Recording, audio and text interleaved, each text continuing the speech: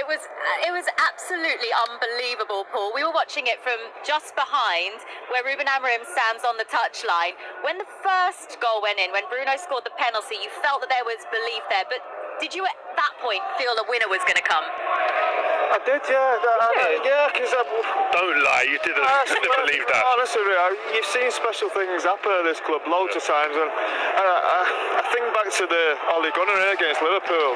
It reminded me slightly. I know it was only 2-1, and this was 5. Was it 5-4? Yeah. Lost count. It was 5-4, but I just always feel once you get one here, you've got a chance. You're playing against 10 men as well. Maguire up front, they don't know how to do that. Do you know what? I actually didn't think that was a penalty. I know the lads up in commentary saying there was contact, but it wasn't enough contact to go down. Casemiro does really well to buy that, and obviously with the contact, the VAR have to give it them. Just to set the scene of how incredible this was, there was only 6 minutes of this match left to play, and Manchester United needed 3 goals to win it. Bruno Fernandes, in that pressure moment, Rio, he knew he had to score that penalty to keep his side in this. Yeah, but you wouldn't want anybody else picking that ball up and slotting it in the back of him in this Man United team. He's somebody he does things in games that kind of blow you away, and you think, wow, it takes your breath away a bit. And today was no different in that respect. But when the pressure situations come, you want him in and around it. And again, the cute play there and the actions of Casemiro you see to get that penalty was great. But then again, you're just throwing it up there saying, listen, Harry Maguire, get up there, cause havoc. He done it in a game not too long ago, by the way. Not Forest. So you know he's capable. And he went up there, but Kobbie Mainoo's finish as well. That was an exquisite finish. The composure, how calm he was in that situation, when you know the pressure's on. But I said in commentary as well, this is an area in the football pitch where I feel he's probably at his most comfortable. When he gets it here, we saw it at Wolves in a Man United shirt here, chops back. Again, clear HD, 4K you see in the game in them moments. That's the position he has to play for me, Leo. Yeah. I don't think he's quite got the energy to play in a 2 midfield. There's too many spaces to fill. I think in that number 10 role, that advanced role, he has got real quality. Look at that. The guns are out though, look. Wow.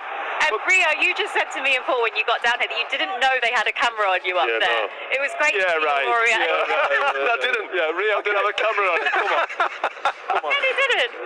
I mean, what an incredible moment. That made it 4-4. Here he comes. And here comes the Manchester United manager. Before he occupied the 2 centre-backs. He sort of had them. He nearly got took down for the penalty as well. You don't have to be everything as a centre forward, but you have to be something, and that's what Hoyland can't find at the moment. He's nowhere. And Maguire was such a threat. He was, I think, the same against Notts Forest a couple of weeks ago. So yeah, I mean, it's not the ideal tactic, but United found a way to win tonight, which is incredible. And the fact that they're still in the tournament, they've still got a chance to qualify for the Champions League, and they're still putting in performances like we've seen tonight blows my mind. Tonight was just a complete seesaw. I didn't know what was going to happen. I know. We have to sum it up now. Yeah, so we're going to take a quick break, and we'll try and sum up. Is you don't write them off, Richard. They did it in style in the end.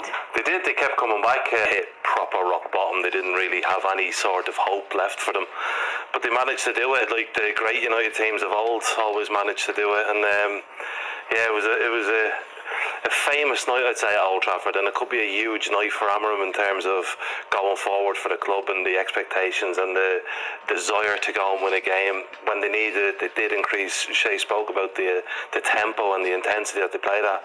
They improved it and they got a result of it, so hopefully now they can see that as a template, and they can start to play football in a little bit quicker than they have been in recent weeks. And you'd almost forget that they were 2-0 up at half time. Yeah, I mean, praised them all the way through the half-time break, and then they come out in the second half, missed a couple of opportunities, and then just seemingly fell apart. I mean, to lose 3 headers in your own penalty area with, well, I suppose, yeah, all 3 centre-halves there in the wrong position, all missing out, and they conceded the goal. Yeah, and this is the second goal as well. It was well taken, Shay. Yeah, look, actually they've conceded, I've just wrote down 10 goals in the last 3 games. So you're not going to score 11 goals like the 81.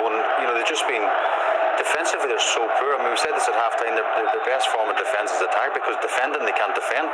They're all over the place. Lyon, I don't think, are a brilliant team, if I'm being brutally honest. But again, they scored 4 goals tonight. It was just madness. The defending was really, really poor. And the fact as well that Lyon, they went down to 10 men, and I suppose it didn't even look like it at times for United that they had that advantage. No, it didn't at all, because